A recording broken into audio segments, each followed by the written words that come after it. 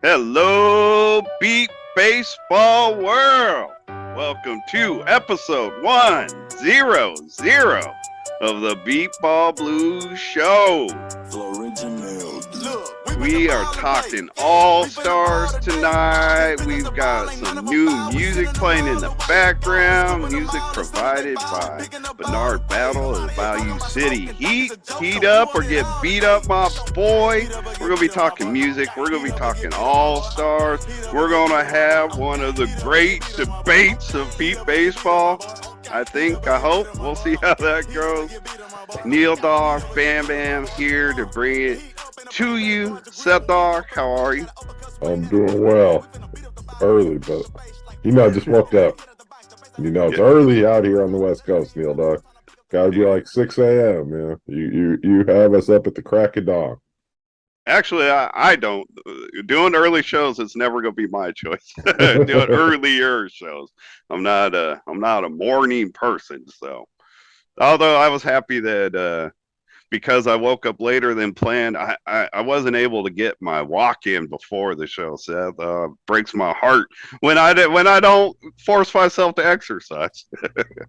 That's a lazy side of me I should not be bragging about. I forgot to mention in the opening that we are going to be giving away a tumbler from Dot Shop. Rosina Foster from the Game of the Day streams at the World Series and her business Dot Shop. We're going to be giving away one of her tumblers, a Beat Ball Blues Show tumbler. They'll be just like what Seth and I have had, was shown off on the show. I meant to have mine sitting here and forgot to grab it. But the one difference is you'll be able to put your own pictures on it. So once we get our winner determined, we will we'll get that all figured out down the road. See what pictures you want to put on your own Beat Ball Blues Show tumbler. But we will save that for the end of the show. So, dog, let's bring in our guest, Mike Coughlin of the Bayou City Heat. What's up, Mikey? Oh, what up, Neil? I wish I had the same amount of energy as you saying "What up, Beat Ball World," but you did go with that. But wow, I didn't realize. But I was thinking about the last episode. But what an honor, episode 100. That's really awesome. You guys did 99 other episodes and Yeah, just keeping it going. as it's been getting closer and closer, Seth and I wanted to do something really, really special for episode 100, but none of that worked out. So we ended up with you, Mike.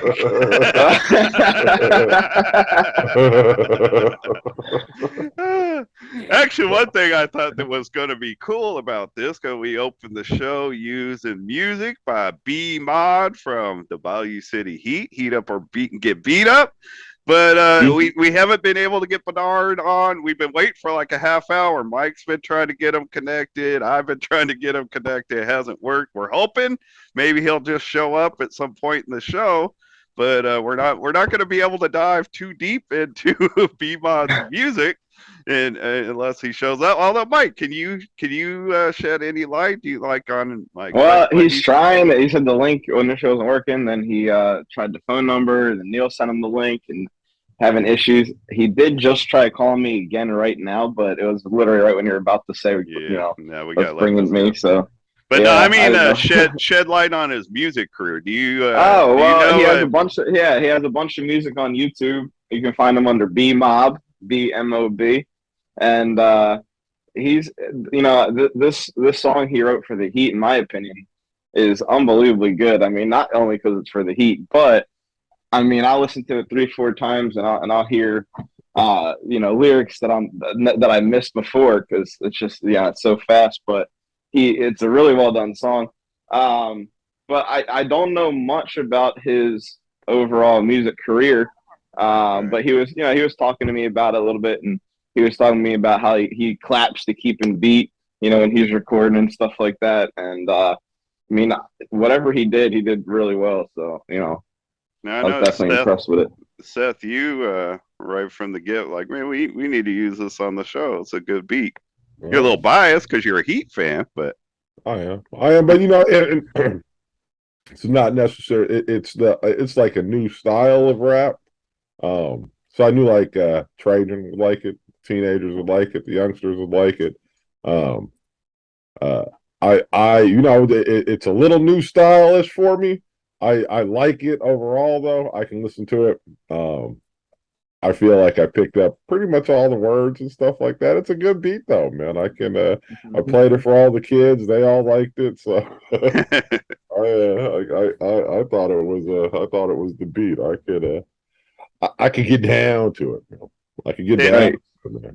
And for the audience, you know, we've got a lot of members in the MBBA that play around with music. David Smith being one. Off the top of my head. Yeah, Axe. I think more like in his past. I don't know that he's done a lot here recently, but we got a lot of people in the MBBA that like to spin some tunes, man. So feel free to like throw something together and send something into us. We'll try to mix up what we're using, the style of music that we're using for opening and closing the show. But you know, we can't just use what we want. YouTube has rules, so you know, throw some stuff together and send it to us. They don't need to be complete songs. Either that or just play Heat Up every single episode. All right. Heat it up. Let's beat it up. Heat it up. So I'll definitely, before I post the show on Sunday, here he goes. Here he comes. Oh, yeah. I don't know what technical difficulty it is with the email. Like I clicked like the Zoom link, and I had clicked on the link from my messages, and all it says is waiting and in progress. It don't say Zoom access would like to access camera or microphone or none of that. So hey, glad you made it though. Either way, you know what? This number I clicked on, I had to click on it from the email for it to work. Hey, just to give you a heads up of a welcome, but we started recording because we lost confidence that you were gonna make it, so we're already like into the show. But we were just talking about your music, like trying to get information about Mikey Bell. So welcome to the show, Benard, man. I'm Neil Dog. Seth Dog's here with us. How you doing? I'm good, man. I'm good. Thanks for having me. You bet. You know, let's because we were just asking Mike about your music. Actually, why don't you? Because it's what we've always done on the show. Tell us a little bit about yourself. Like, you know, how did you end up in beat baseball? And you know what? Tell us a little bit about your beat ball world. So I started out in Austin with the Blackhawks. Like I had went to I was cool with Brandon Chester and Ed Manning. That's, you know, my boys, and that was, you know, telling me about it. And then even way back in like middle school, Richie was showing us, Richie Flores was showing us about beat ball, you know, taking us to, you know, a little practice or whatnot. But I really joined it back in, I'm gonna say, it was about 2017, and I had played a few games with the Hawks, you know, Tyler and a few San Antonio and BCS games, and I just really fell in love with it, you know, being able to, you know, find the ball, you know, like it do something to you when you can swing the bat and then, you know, actually time it and hit it. You know what I'm saying? So, you know, man, I had left from down there, came out here, and back to Houston, because I'm originally from Baytown. Baytown is like east of Houston. I'm originally from out here, so when I came back out here, my long-term friend Joe Fleeks, he had got me on their team, and they embraced me with so much love and brought me in. And I'm real loyal, you know what I'm saying? Like, and when it comes to music, you know, like rapping is that's my second breath, right? It's like my second nature of breathing. Right. So when I really like something, I'm always trying to include music with it, and that's what I did even with the Blackhawks. Like when I liked the sport, so I made a song about the team. And when I came over here, I liked the sport. I made a song about the team. You know what I'm saying? Yeah. So, how long have you been blind? Have you always been blind, or I'm 30, man. I've been blind since 1.5 years old, man. All right, excellent. And is beat ball the only sport that you played, or did you do like goal ball down there or whatever? I did goal ball and track and field in like the 8th grade, 7th grade and 8th grade, and in Austin at TSB, Texas School for the Blind in Austin. But other than that, now other than that, now, and that's what I always stress to people. Like, I love the sport so much. I ain't never been able to be like. Well, I ain't never was one of them kids who was like, who got to say, "Come see me at the game," or "Mama, come watch me do this." You know, come to my practices and stuff like that. So now that I see, like, and I always tell people this story too. Back when my daddy used to take me to his homeboy house and they'd be watching the game, I was ready to go. You know what I'm saying? It's like I think it's the blind thing. Like you couldn't see what was going on. You know what I'm saying? And yeah, no, Seth and I are big. Like, we love sports, but we're big on getting the radio play-by-play rather than dealing with TV play-by-play, because it gives you so much more description. You know, so I'm with you. But that's what it was with that. You know what I'm saying? Now I love to be able to say, hey man, y'all come see me play. You know, or y'all come. You know, like it's like my first. It's like legitimately, I can say my first introduction to sports to feel good about it. You know, like be a rapper / artist / athlete. You know what I'm saying? Absolutely. I can totally relate. I remember when I found, it was a million years ago, but when I found beat ball and really found it and learned about the World Series tournament and stuff, man, like just imagining that, like being out on the field with friends and family out checking out the game or whatever, like I was so excited about that because I just hadn't been doing anything like that since I had lost my eyesight when I was young. So, and then being able to play, like you going to every day, you want to shine, you know what I'm saying? The light is on you, you know what I'm saying? They always have a thing about, like, you know, you got your first six, you got your star players, but when even when the underdogs play, the people behind the starting players, they gonna shine too. You know, it's like everybody feel like a star. That's all everybody wants to play. Absolutely. Speaking of shining, we're go bounce around a little bit here, Benard, and we're gonna definitely get back to you and talk more about your music and let people know where they can find it and all that stuff. Mikey, man, speaking of shining, you had an unbelievable year, I think. I mean, you were fantastic on defense, playing your first season with the Heat, and I think you had a really good offensive year also, man. How do you feel about your first season with the Heat?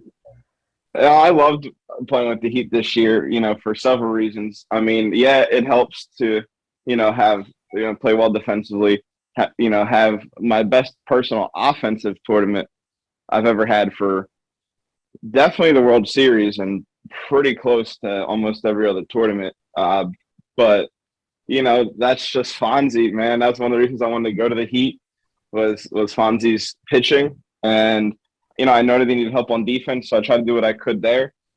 But one thing I also really enjoyed this year was, you know, the Heat might not have, you know, finished as high as we wanted, but it was, you know, we had other tournaments for practice and we did the best we could in the limited number of games. But I really enjoyed, you know, being able to work with a lot of the other guys on the team on defense and give pointers and even batting a little bit, and just kind of helping lead, you know, a group of guys to, you know, become better for next year, even not even just at that World Series. So, you know, I really enjoyed that aspect of it too.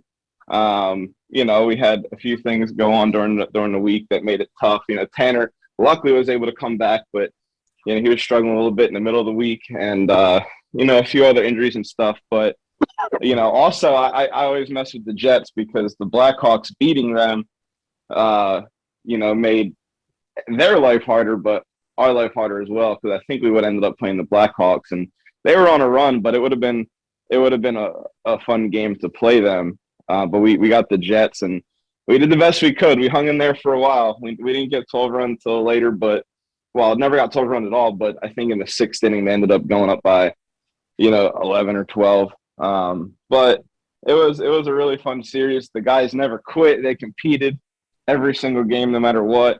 And, you know, I just had a great time playing with everybody, being part of it. What another person trying to bring defense to the Heat? Yeah, right. Yeah, I mean, the fields there were nice fields. I liked them.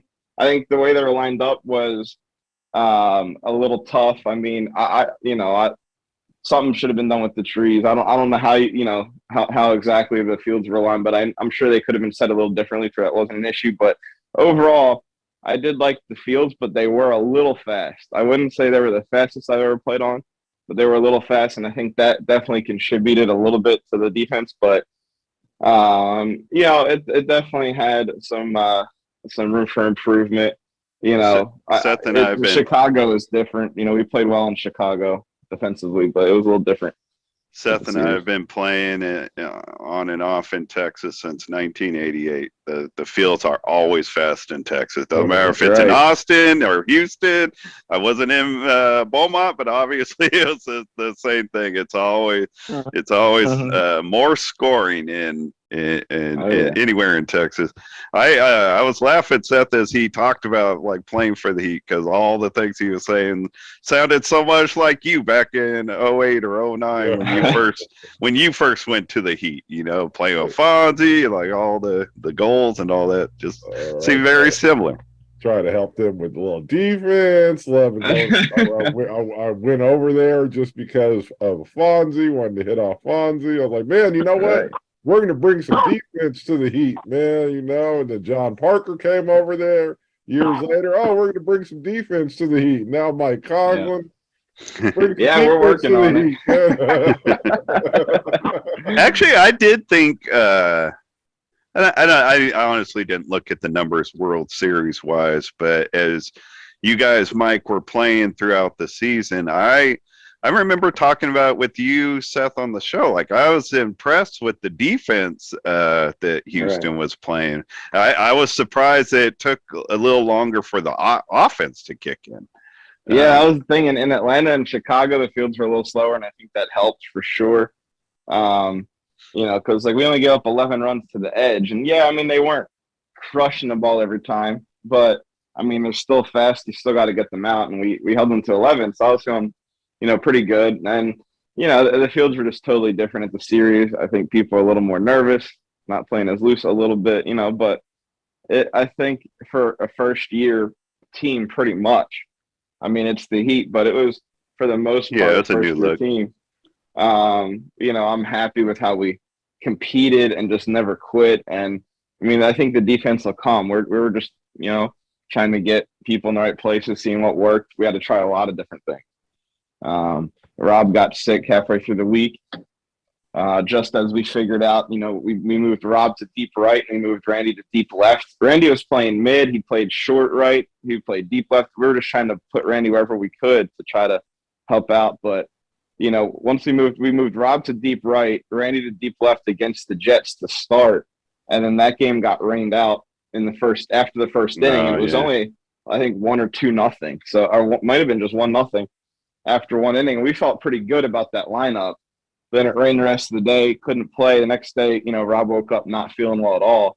And so he wasn't able to play, which hurt us defensively out there a little bit. But, and we're, Tanner at that point was already struggling, but he managed to come back the following morning. But, it was just, we got to try a lot of different combinations, see what worked, see where people played better at. And I think as long as you learn from that, it's good. So. Yeah, you said something like that earlier, kind of like, not just for this year. And that's the way Seth and I and the teams we played with have always gone into the World Series. Like, it's not about right now. Like, you want to do good right now, but it's about building a product, a consistent product. Yep. And Lee did really good in the second year. That's what I had to understand. Like, coming in, I had to understand that, like, I really want, with their defense, right. The defense, and I've been just mastering it, because you don't plan to mess up. You know what I'm saying? You don't that's definitely true. When you die, if you end up on your knees, it's not because you want it to, it's because it just so happened you was trying to get the ball that way, and you know what I'm saying? I don't know if y'all can cuss on the show, but shit happens. Hey, I used to say the same thing about missing bases. Nobody. Yeah, man. Yeah, nobody wants to miss. We had quite a bit of those as well. But it got better throughout the week. But also, I want to say Lee, I believe it was his second year coaching. I've worked with a lot of different coaches, but I love that Lee was receptive to inputs and at the end of the day, he made the decisions as he should, but he was really good about, trying to find what worked and trying to, do what was best for the team at all situations. So, I give Lee credit there as well. He did really good. And throughout the entire year, he got better. Officially, he's Leroy on this show. We only call him Leroy. Oh, okay. Leroy. No, I like Lee. He's a good dude. I was glad that he was one of the people that stayed with the Heat. Mike, man, I'd be remiss if we didn't ask you about the All-Star weekend. You were out of the top 20. You ended up number 10 on that list, which I was very impressed with, and I thought very deserving. Right. How you're the first person to be on the show since the selection committee, man. Where do you sit with All-Star weekend? How do you feel about getting named? All that. Well, I believe I tied with Axe, if I read everything correctly, which is pretty cool because Axe is somebody I've known for a long time, and he was in the league a few years before I joined it, and he was somebody that I was always like, wow, that dude's a beast. And so to finally make it up there where I'm with Axe and some of those other guys was just awesome. I appreciated it. I worked really hard for last season, so I'm glad to see it result in the All-Star bid. I love that they're trying to put it on and get one together. For a first-year event, I think they're doing great. Personally, I'd love to see an All-Star tournament weekend where they maybe take the top, 25, 30 players, split you up into 4 teams, and kind of duke it out that way. But I think they're doing really well. I think that officially, it's moved to December 2nd and 3rd. So I'm looking at that. Right. Yeah. So I'm looking at airplane tickets and stuff. I haven't gotten anything booked, but I should be there if it's reasonably priced and all that good stuff. But December 2nd and 3rd should definitely help with that. But yeah, thanks to all those guys running it, putting it together, help with the selections. And it's an honor.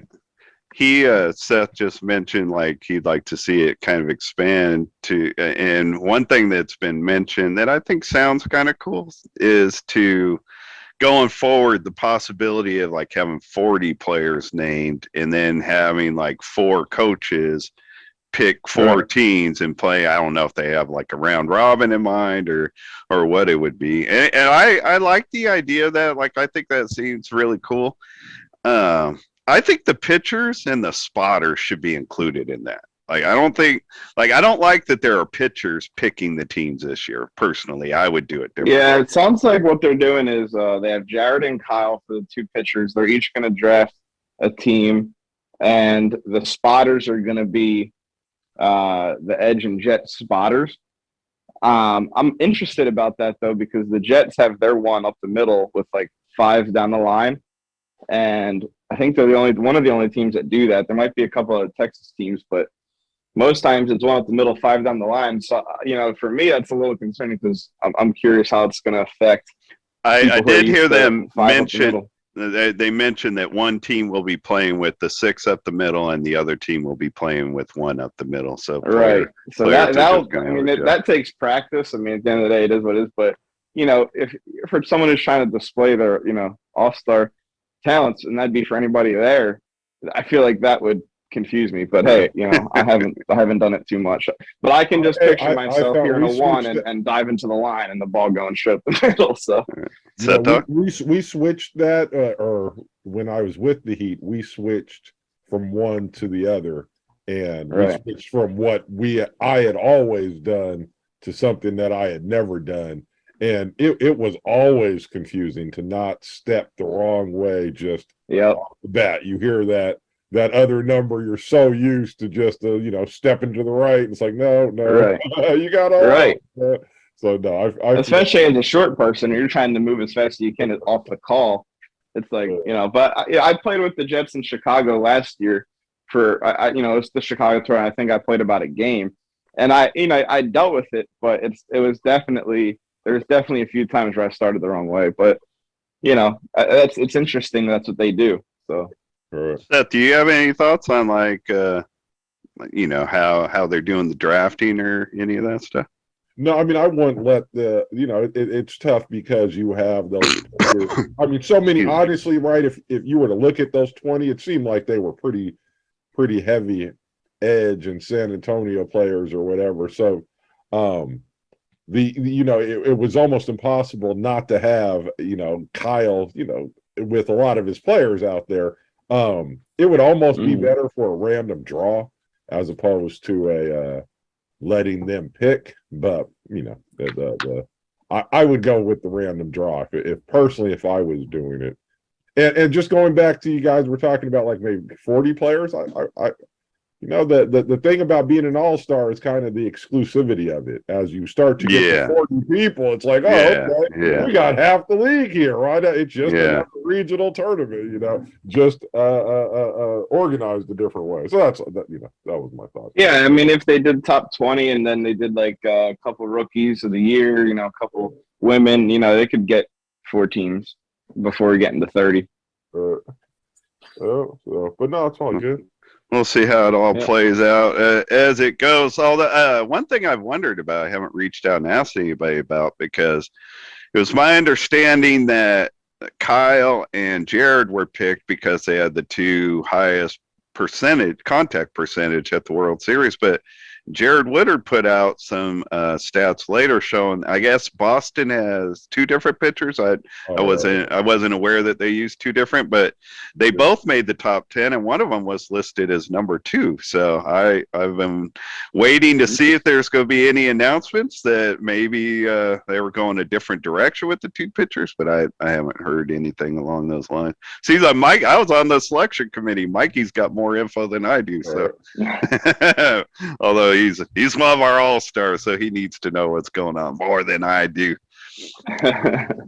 I guess that's it on the All-Star Week. Any other thoughts on All-Star Week? Well, I meant to mention too, I wanted to give Fonzie some credit because I got out to the World Series a week before the series just for a couple practices, and I mean, he completely changed my swing going into that. I went from my traditional swing to like his favorite golf swing, and we did that a week before the World Series, and I managed to still have the best offensive tournament I've ever had.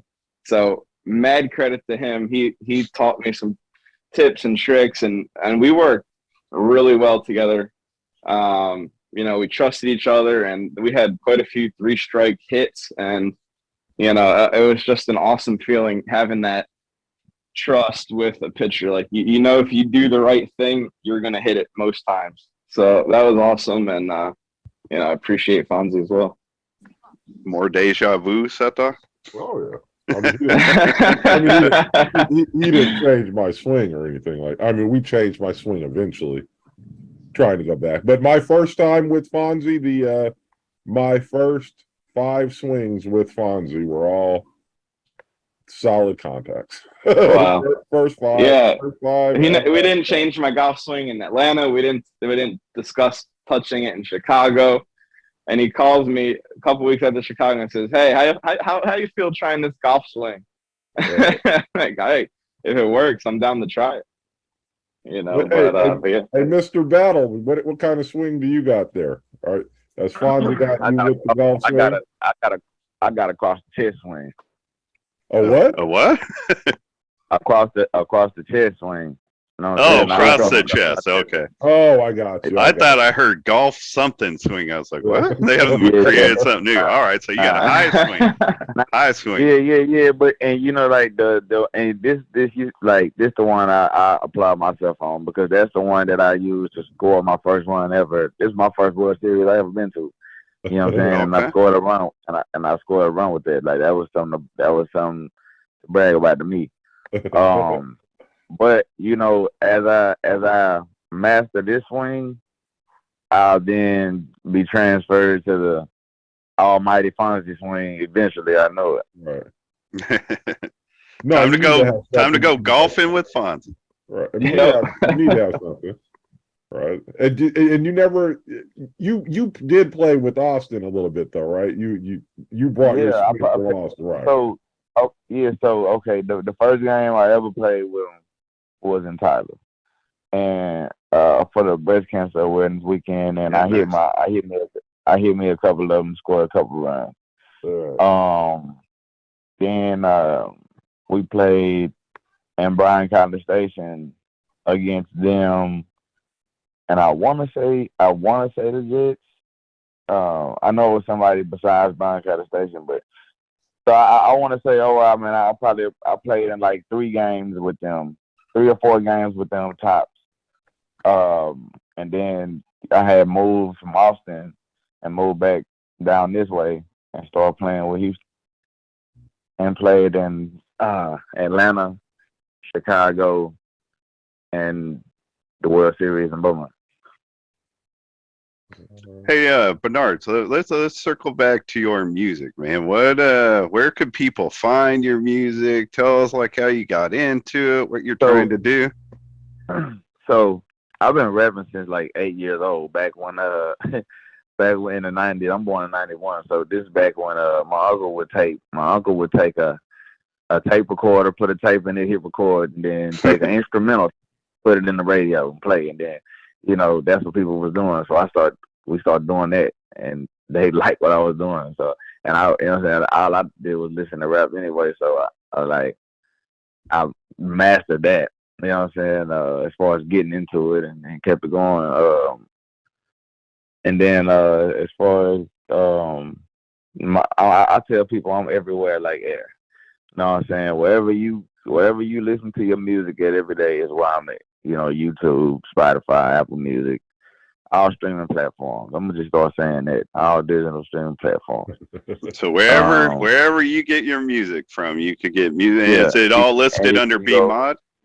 Under B Mob, yeah. B-MOB. I don't know why I sound like I said B Mod. I don't know where I was coming from with that. Yeah. I knew it wasn't that, so my bad. B Mob. You go B moderator? I don't know. I sound like an idiot. He's thinking a mod pizza or something. Hey, so do you freestyle or do you write it down or what? I write. Obviously, you write it down, but do you freestyle? Yeah, I write or whatever.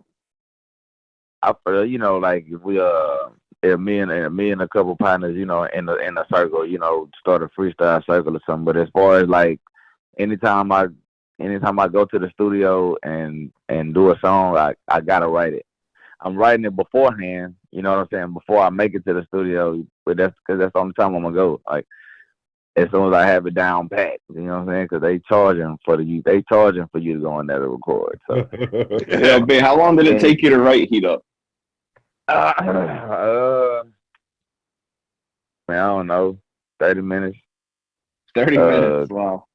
What kind of what's the whole process of that? Like writing it and putting it together, so you find first, okay, you find you a beat, you find you a banging beat, you know what I'm saying? Because that's gonna tell you what you want to do.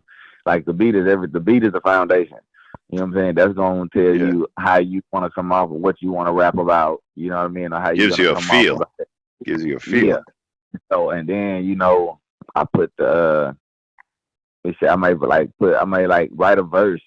I start like freestyling the verse, just saying words until I put them into the words I want, and then I'll come up with the hook. You know what I mean? Like I wrote that song. I think I was just in a tub somewhere or something. I just was thinking about the team. I was like, I don't know where I was, and I just was like beating on the wall, talking about the Heat up in the place, better go out the grip and we up in the place. And I kept saying that until I rhymed other words with it, and it was a verse. You know what I'm saying? I'm like, bet, that's cool. You know what I'm saying? Yeah. I'm thinking about I'm thinking about what it is. I'm saying, okay, we got an uppercut swing that'll beat up your face. We finna beat up the ball and then beat up the base. So we gotta hit the ball, then we gotta hit the base. Okay. Then we get out the box. The base 100 feet away. You better pick up your socks. You know what I'm saying? They said the other team in the field trying to pick up the rock, but I didn't hit it off the face of the earth. So it's just you just thinking about you know what I'm saying, how you play and what's supposed to be done when you're playing, and then rhyming it. You know what I'm saying? you know, and as far as the hook, you know, we put the ball in play, like, you know, that meaning get it in, you know what I mean, get it Yeah, going, you know what I'm saying? So you know what I mean? So we ain't none of them foul. We sending them all the way. There's no foul balls. We hitting everything. I like We all scooping the. them out. Sorry, go ahead. We scooping them out as soon as they fall. Meaning, so we're on defense. As soon as they get by us, we diving. We picking it up. We picking up all the plays. Uh, Oh, different teams may have a lot of trash talk. So, you know, that's called smoke. So it's basically like a problem. So they talking about smoke and think it's a joke. So we want it all today. Meaning we'll take on any team. You know what I mean? yeah. So I love in the background too that it's gone or get out of here or yeah. That's what I was that's a gonna good say. touch. That's where I was starting to jump in. I like all the little things that you put in, like when you were saying we hit the base, and then you're like, boom. I like all the little stuff that you throw in there too. It's really creative and well done. Yeah, man. You It know, creativity makes the artist. When people are looking for you, is there a hyphen? Is it B hyphen mob or just Yeah, it's BMOB? B. So B dash MOB, B hyphen Okay. MOB, All right. hyphen dash whatever, you know. But it's definitely, you know what I'm saying, it's B dash MOB for sure. Well, when we post the show on Sunday, I plan to add like your YouTube. I'll look up your YouTube channel For and sure. I'll And add that link and stuff. the Instagram is 3529 B mob, but the Instagram is 3529 B MOB. You know what I mean? Because Instagram won't let you put symbols in there, and except for an underscore. But that's not how I spell BMOB. So I got to put 3529 BMOB. All right, for those of you on Instagram, go give our dude a follow. I love us all. Hey, that's the Cash App too.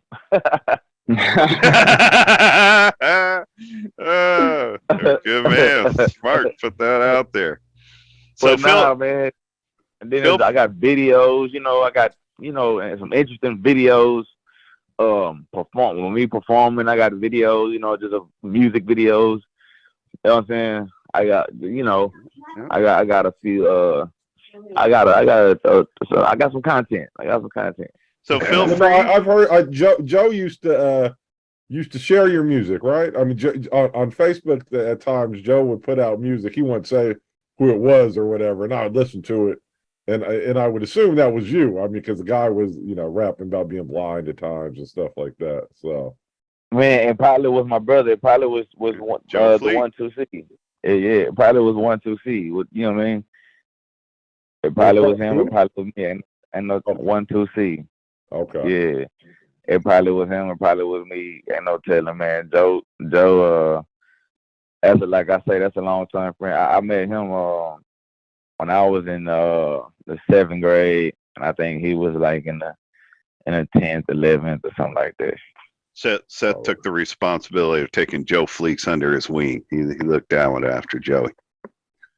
That's our dude. That's our dude. So when we post the show, feel free, Benard, to like come along in the comment section and add any of that stuff, the Cash App, like anything you want to add for people to go find you, man. Feel free to add it. All that for sure. Like that's and Beatball Central, right? Yeah, Beatball Nation, Beatball Central, my own personal page, Seth's personal page, wherever you find the show. Wherever you find it. Because when I first seen it, it was in Beatball Central. But when I first seen it, was on YouTube. It was I seen one in Beatball Central, so I thought this was y'all posted it like the primary posting spot for it. I honestly, we started it in Beatball Nation. That's where like the show originated from, was out of Beatball Nation, before we moved it to YouTube. But I now will just post it anywhere where I think Beatball is being consumed or whatever. Nobody's told me to stop posting it yet, so I'll do it wherever. And if you want, you could just you have my email. You could just email me stuff, and I'll go post it in all the places. So we'll take care of you however you want to do it. Yeah, for sure. We'll fall in line. We'll have fall in place. All right, fellas, we're going to wrap this whole thing up with a debate. There is a rule in beat baseball. Whenever a ball is broken, because for those that don't know, I assume most people checking out this show know, but beat baseballs don't last too long. And for years and years, the rules were when a ball was broken during an at bat, that the batter got a fresh count, a new count once they came up to the plate to redo the play. Seth, my co-host here on TBBS, a few years I would back. say the Bayou City Heat. Yes, go ahead. Actually, I thought it was you. I didn't realize it was a Heat thing. I thought it was all me, but I was standing in the field with JC when JC looked at me after a ball died right next to one of our players who would have gotten the ball, made the out, and all that stuff, and they got a new count. And when JC turned to me, he's like, "Man, how is that fair? They get a new count." And I said, "You know what, JC? You're right. It's not fair." And so that's when I changed it. But it was a Heat thing. It was a Heat thing. All right, fair enough. So the rule ended up being changed to where rather than the batter getting a new count, the batter then it was a dead pitch, which is consistent. If a ball hits our pitcher, that pitch doesn't count, and you just do that particular pitch over again. And that's the way the broken ball rule works now. However, Mike Coughlin, our guest, Mr. All-Star from the Heat, it's a Heat thing again, I think. Yeah, right. That's funny. It's a Heat thing again, but Mikey was one of, actually Rob Wiseman also from the Renegades. They each proposed to change it back. The wording was different, so they came in the same night, like the same proposal, two different ways. And I remember Rob's went first and got voted down, and they're like, "Mike, do you want to just withdraw yours?" He's like, "Hell no, I'm not withdrawing nothing." And he went forward, pushed and got another vote or two. Yeah, man, so I was set up because Rob wasn't there, so they should have just done mine first or let me speak on it first, because after they took the first vote, you know where it was going to fall. But I wasn't going to quit. Because I had a lot to say on it, and I'll break it down real quick. I mean, here's the thing. I think that if you hit the ball and it hits your pitcher, you can argue that it should be the same count because you hit somebody on your own team. He might have been able to, might not have been able to get out of the way. Regardless, you did hit somebody on your own team. So, I get that aspect of a dead ball. But when you hit a ball and it dies, it's usually because of a hard hit. It rarely dies because of a soft hit. You hit the ball and it stops working. It's not your fault. It's not the fielder's fault. It's the same thing as like a base malfunction if the base don't work, which I regret. I should have added in the rule as well. And I think that was one of the reasons mine didn't pass. Is they said if you include bases in this, then it probably would pass. So I'll be trying that again next year, including the bases. But my whole thing is, you're in the field, and this happens to me all the time. I mean, I'm sure it happens to a lot of people, but it's happened to me a good bit.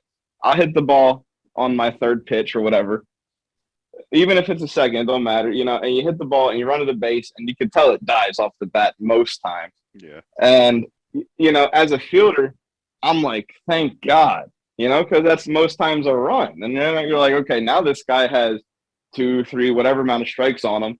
We just need to miss one more time. Well, you get 4 pitches to hit one ball. And when you do that and something happens out of your control and you now have 1, 2, however many pitches to then hit another ball, that's not fair. And, it sucks for the defense, but you wouldn't have had that ball most times anyway. So, give him 4 new pitches. Maybe he'll strike out. But I want to relate it one last thing to, football. Say it's, 3rd and 10 or whatever, and you throw a touchdown pass, but it's called back because of holding.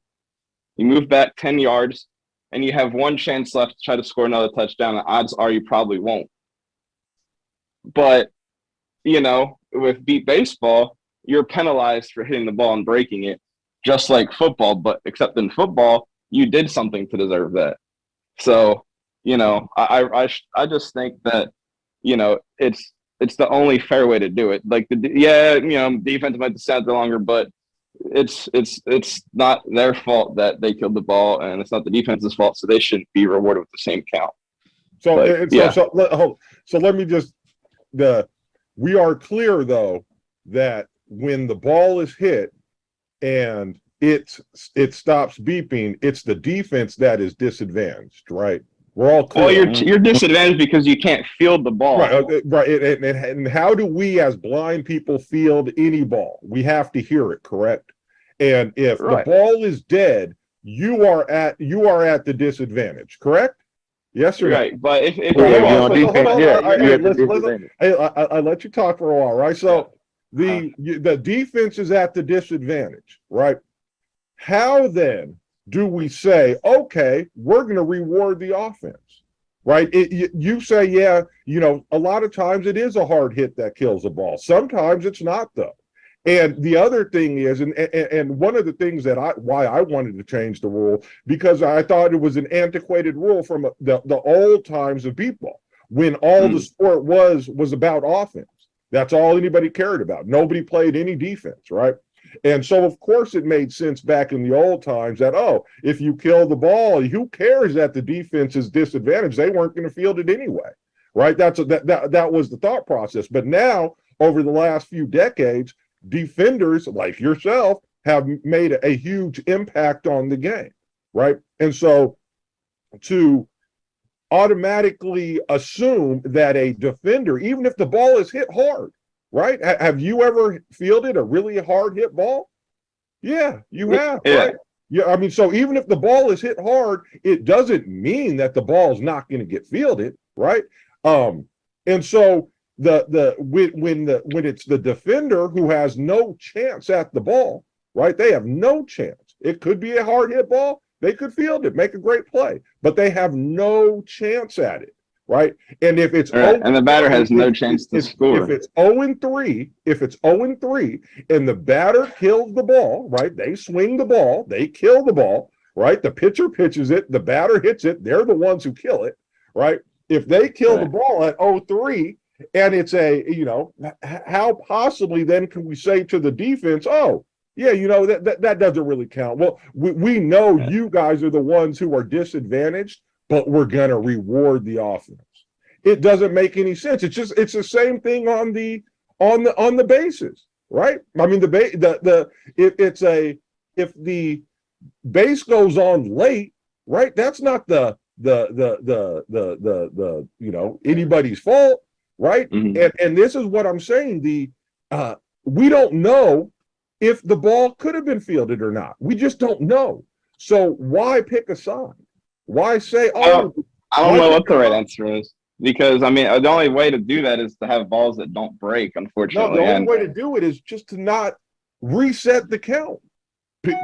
Put your adult pants on, right? Say, okay, we don't know if the defender would have gotten the ball or if the runner would have scored. So instead of totally putting the defense at a disadvantage, and remember, they're the ones who were at the disadvantage in the first place, instead of saying, okay, it's automatically going to go to the offense, right? We'll say, no pitch. It's no big deal. We don't know if it's going to be the defense who could have fielded it. We don't know if it would have been a run. We just don't know. We're just going to call it a no pitch. Right. How about this? It's a foul. It's like a foul, right? There's no reason that we should say, if it's 0-3 and I crushed the ball, foul. Nobody says, oh my God, he would have scored on that if that was fair. Let's give him a whole new count. No, it doesn't make sense. Doesn't make any sense. How about there could be something where it's like the umpire's discretion, or if he hits the ball and it dies, but it went over everybody's head, it's a run. Then everybody's happy because now there's no disadvantage for anybody, and because at least you can try to field a dead ball. Like a spotter can still say a number. A batter has no chance to score. I want to interject here because I almost did already because not a lot of people will know this, and you have to be around as long as Seth and I to even remember this. And it was changing as Seth and I came into the game. I think it changed the year I started, and Seth's first year was the first year they weren't doing it anymore. It used to be this situation right here we're talking about. It used to be a judgment call by the umpire, and the players hated that. Like if a ball died, if the ball died, the umpire had the power to say, you know what? Nobody would have fielded that. There's no replay. I think no more players deadhead. should be okay with that for sure. They should be more okay with that because the one thing I've noticed, and I'm probably guilty of it sometimes too, but a lot of blind players think they know exactly what the hell happened on a play. Like, nah, he wasn't safe, or nah, he wasn't out. And you don't really know. You're just based off what you hear. It's an emotional I response. feel like at least I feel like at least having the umpire saying, look, no one is catching that. Like, you just got to respect that. Like, no one's getting that ball. But I feel like that's one of the ways to even it up. Either that or, Fonzie just made his next generation ball. Maybe that won't die as much. Maybe that'll last longer than NBA balls, and then we won't have to deal with any balls dying. But and I'll say this: I would almost, and I'm not, but I would be more in favor of making it a judgment call by the ump than automatically saying we're going to benefit the offense. We're automatically going to benefit the offense, no matter what.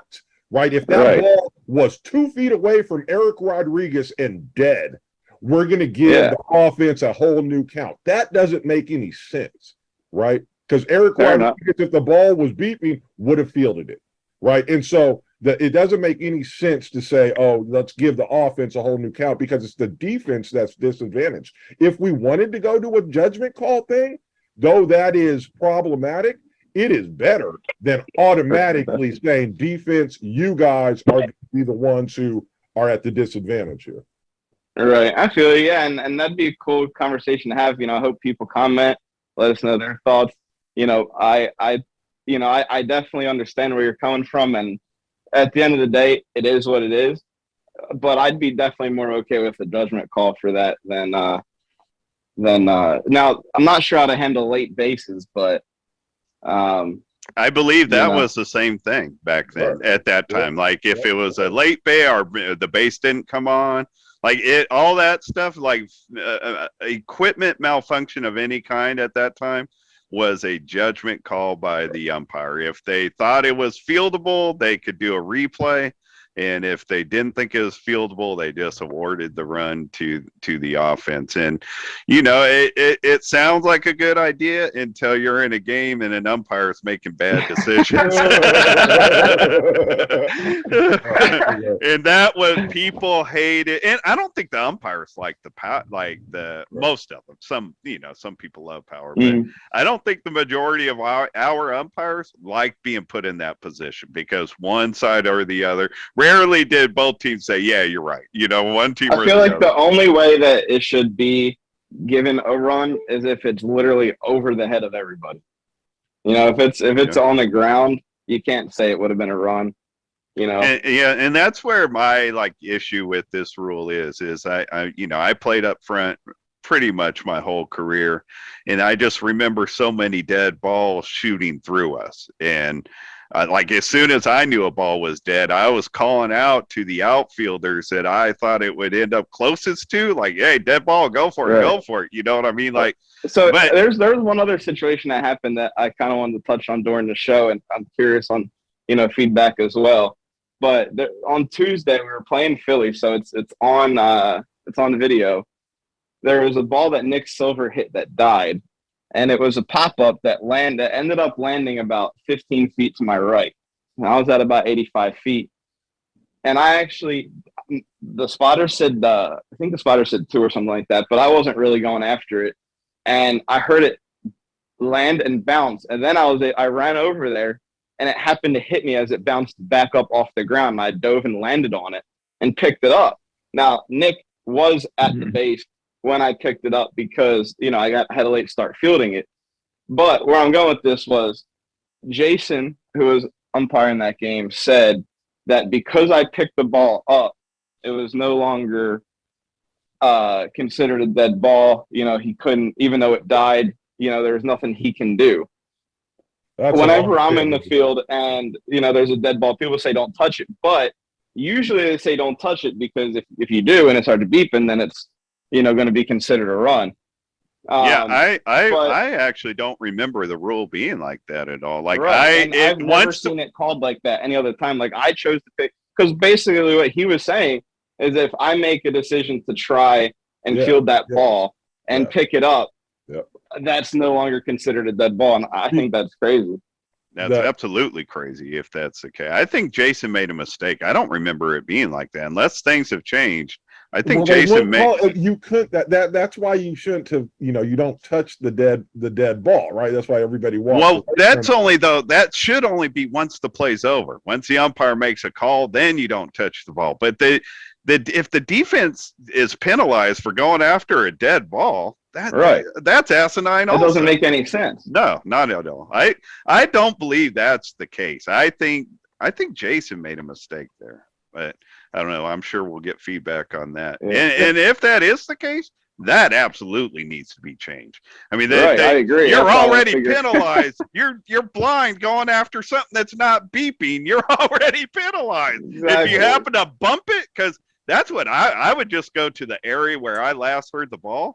I just throw my body on the ground, start flailing around like a fish out of water, hoping I bumped it somewhere. I thought that for that. If I make the ball start beeping, and that's my problem, but I should have every right to try and get the ball. 100%. So hold on. So you think if the ball would have been beeping, you would have had a better chance to get it? You probably would have gotten it. Definitely, because it landed pretty much at me, just 15 feet to the right. That just trapped you. So that's my point. Okay, you were disadvantaged. Why should the offensive player get an entire new count? Why not just say? Why not just say, hey, it's a problem. It's a fact of our game that our equipment is going to malfunction, and that it malfunctioned. I was at a disadvantage. I couldn't make the out. Let's not make it any worse by now giving you an entire. Well, the way I look at it is, if the ball dies, I mean, I had a chance to field it, and that would have been great. But I got to look at it from both sides of the ball because I like to hit, I like to field. If I hit the ball and it dies, it's still tough for me to swallow. And if I'm a fielder, it's tough for me to swallow. I don't get how. Where the unfair. I mean, again, I loved hitting. I'm bam. I liked all this stuff. Right? and again, I've been trying to rack my mind for a year now. I believe I threw in the late base too, right? That late bases are just going to be treated as a no pitch as well. Right. I'm like, man, why not just try to be as fair as you possibly can down the road, right? Or down the line, right? Sometimes there's a late base. That's not the offensive player's fault, right? But there's times that, and we've all been there, right? Or I don't know about you, but we've all been on the bench saying, "Oh, please let that be a late base. Please let that be a late base," because we know the ball is going to be out, right? We know it, and then it's the why then though after that say, okay, let's reward one side or the other. Why not just say no pitch? It was a mistake. It was a malfunction. No pitch. Let's just do it again. To me, that's the fairest thing. No subjectivity. No nothing. And why we would want to change it back just so we could reward the offense because the offense feels like they have been cheated because they didn't get their run. I just don't get it. It's the defense that's being cheated. Or not. Yeah, is that a disadvantage? That's all. It's tough. I mean, there's some teams too that, and like I was always feeling this way when we were talking about moving to 3 strikes. Like a lot of teams in the league, they hit the ball maybe once every couple of bats, or it's like if they hit the ball and it dies, it just certain. I mean, again, I know a lot of people are going to say the same thing. It's like, well, they need to get better, this and that, but a lot of teams try the best they can, and seeing somebody hit the ball and then it die, and then strike out, especially like an upcoming team or whatever. Like, yeah, like I don't love when I hit a ball and it dies, but at the end of the day, like, you know, I'll try to do my best. I know what I have to do, and I've been playing for a while, but it's I just try to look at it from all perspectives, and I just think it's, you know, if you hit the ball and it dies, you know, for especially some teams, they should just get a new count. But again, that's that old style of thinking when we were playing beat ball years ago and we were taking care of the poor little blind people. We are athletes now, right? We are playing now. That's what we like to think. I feel you that we should take care of, you know, whatever, try to make a level playing field, but we can't say, oh, you know, we're going to have a rule for the championship game because we want the lesser teams not to feel bad because they killed a ball and they ended up striking out. It's not like we're saying you don't get another chance to go up and bat. you know, it's not like we're saying. So go ahead. It's tough. No, it's tough. I mean, it's one of those things where I just try to take, you know, I ultimately I want the league to grow. I want it to get bigger. Yes, I understand like some rules need to be tough and whatever. Like ultimately I'm cool with whatever the league ends up going with. But the problem that I think we have is, you know, the top half of the league is really competitive. The bottom half of the league is not that competitive. And I don't really want to split it up into tiers. I think because I think having all that competition between all the teams is good. But I think in my opinion, it'd be cool to have certain rules for like the third place game on that you play with to make the game a little tougher. You know, I don't really think splitting it into tiers or, you know, I think just having a set of slightly better rules potentially for the bigger games is you know, a little bit. Hold on, let me just ask this then. In the championship games, all right, when you're saying slightly better rules for the top tiers, would we be resetting the count if the top tier teams had killed a ball? I mean, probably not. I mean, I'd be more okay with that. If that's the better rule, or you know what I'm saying? Okay, if that's the better rule, but it's not the better rule for the whole league. Because it's not the better rule for the whole league. Like if you're gonna ask me if we should play with 3 strikes for the entire league or 4 strikes for the entire league, it's not the best move for the league as a whole. I mean, I 100% agree with that. I'm just saying when we have to make a rule for the league, right, and we're trying to get again more competitive and all that stuff. Like I said, it's new times here, right? Yeah. And as we try to get more competitive, we should have rules that match that, right? Set a standard and people will rise to the standard. And all I'm saying is to reset that count is totally unfair to the defense on all levels. So there you go. So we have spun into other rules and other formats. Man, Benard, man, do you have either of these guys convinced you one way or the other? I don't even know if B-Mob's still with there yet. I ain't gonna lie. I'm with bro. Like, you know, like, cause the ball gonna die eventually. You know what I'm saying? And if I'm when I hit the ball, and you know what I'm saying, and the ball was finna die already anyway. You know what I'm saying? I gotta go with Seth, you know what I'm saying? Don't blame we can't blame the defense for it as much as you know what I'm saying? Because I think about it like this, like if I'm out there, you know what I'm saying, and it died when I'm finna try to hit, you know what I'm saying, I'm finna try to get it, and I wouldn't even want to go. I wouldn't even want to go through that because I'm gonna be mad that they tried to do that. So, No. I'm cool either way. Whatever ends up happening, whatever rules they go with, you just roll with it.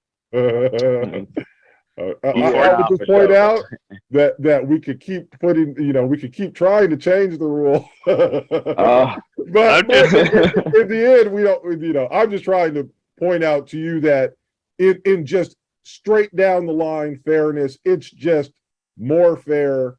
I mean, again, I'll just say it like this. Yeah. If it is 2 outs, right, bottom of the 6th, '03 and they hit a ball, right, that you could have fielded 2 feet away, 3 feet away from a defensive all-star that it is was beat dead, right? And then you reset the whole count, right? And they go to '03 again and then hit the ball and score. How is that fair? Right? I mean, how is that fair? Yeah. That's all I'm saying, man. All right. So there you go. Thank you, guys. I definitely be mad at that. God, like if all we need is one more out, and then we've been out here all day. It's hot. And then y'all start the whole count over.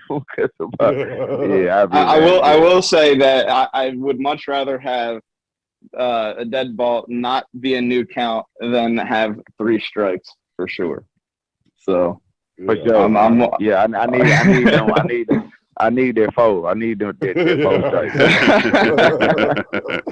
can hear that. I thought this year was the year that it was going to 3 strikes, but if it didn't go this year, I don't think it's ever gonna go. No. Hey, I do like the one hop rule though. If you catch a ball when it hop, you know what I'm saying, then that counts as 2.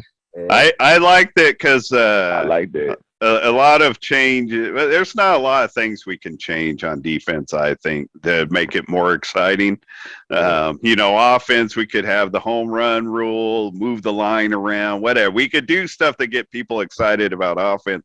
This is the first time we've done something on defense where it's like, oh, man, I can't wait for somebody to make the first double play. I mean, Mike Finn, I knew he got one hopper, but DB's reporting that he made 2 during the World Series. Like I can't wait for somebody to get that first double play and beat baseball. I mean, it's something that's never happened before. Almost 50 years. That's pretty cool. All right, guys, we're like an hour in, so we can wrap this up. But we haven't shared how we're going to do our giveaway, Seth, though. We are giving away one of Dot Shop's tumblers with a nice big kind of, if you're familiar with like a Yeti cup, you put hot stuff in there, it's going to stay hot. Put cold stuff in there, it's going to stay cold. It comes with a stainless steel straw. I'm not a straw person. I don't use my straw, but if you're a straw person, you can make drinks with them too and use it as a shaker.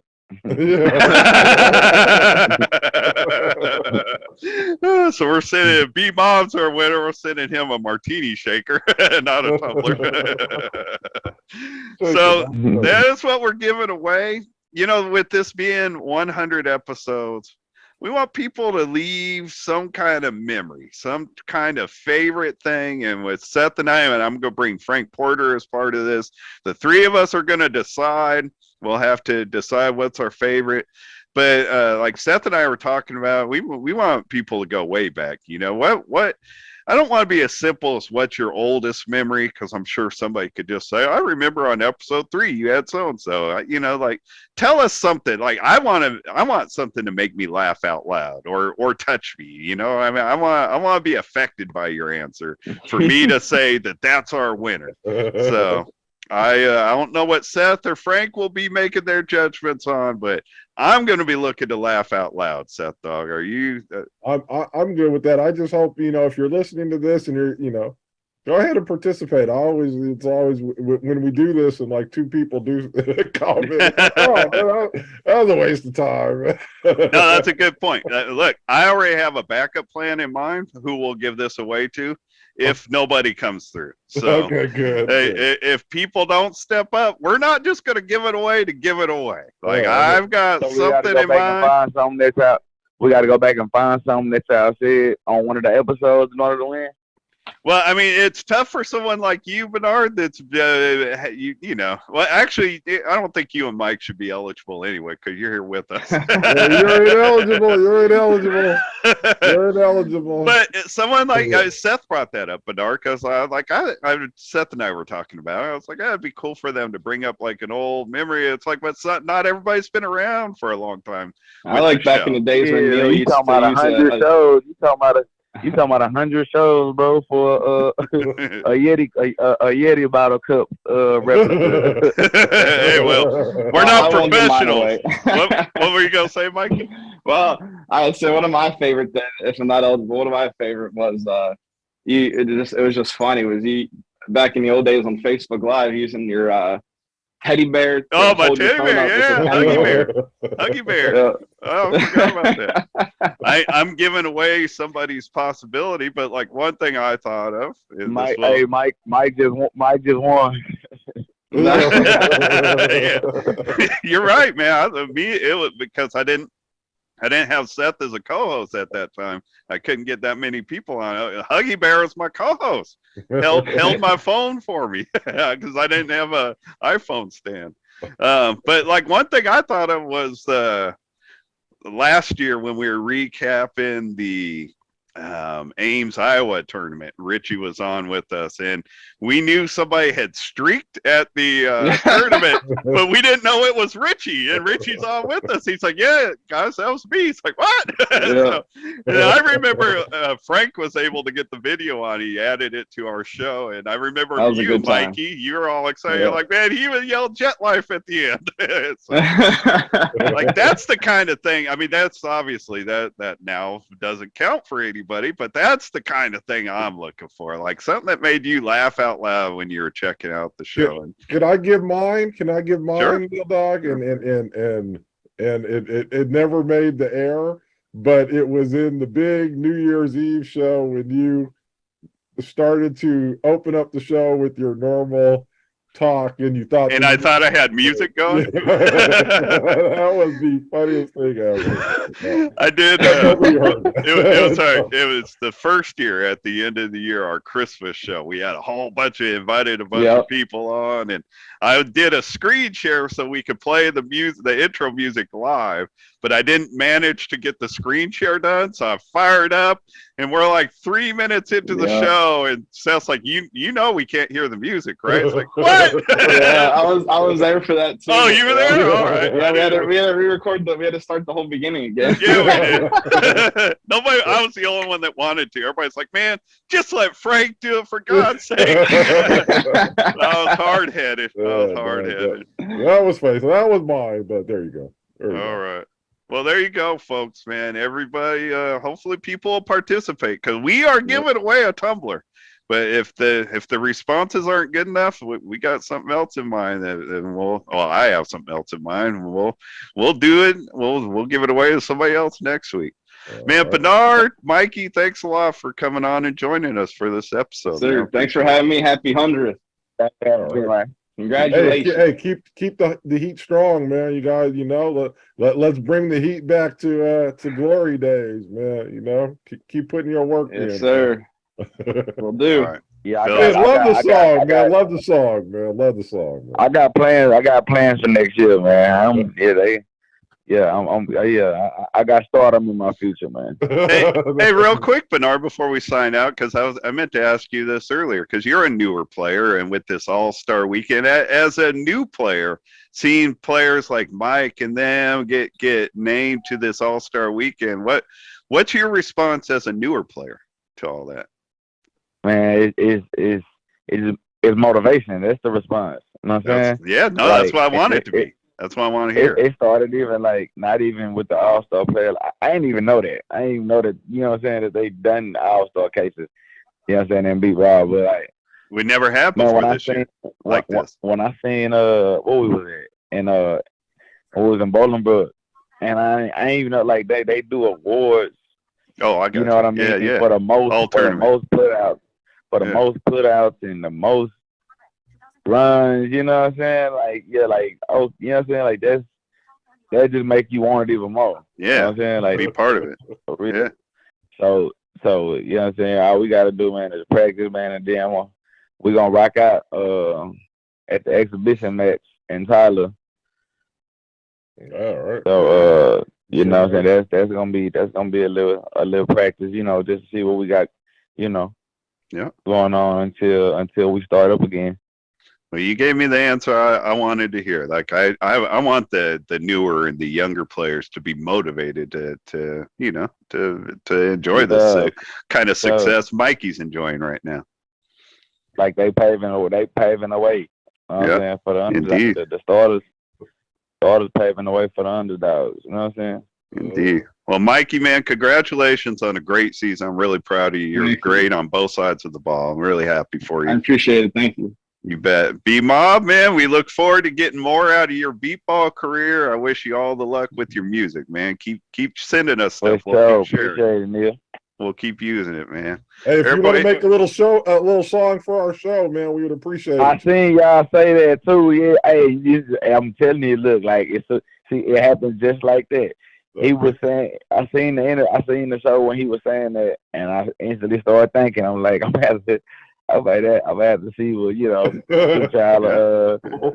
shoot y'all a pitch or something. Yeah, there you go, man. Stephen King, the great author Stephen King calls that like the ding moment, like when just out of nowhere he gets an idea for a book. He just hears somebody talking, and all of a sudden, ding! He's in right. Exactly. That's how it happened with the Heat Up. That's how it happened with the Heat Up song. And then I meant to say this earlier, man. When we were talking about the whole World Series thing. You know what I'm saying?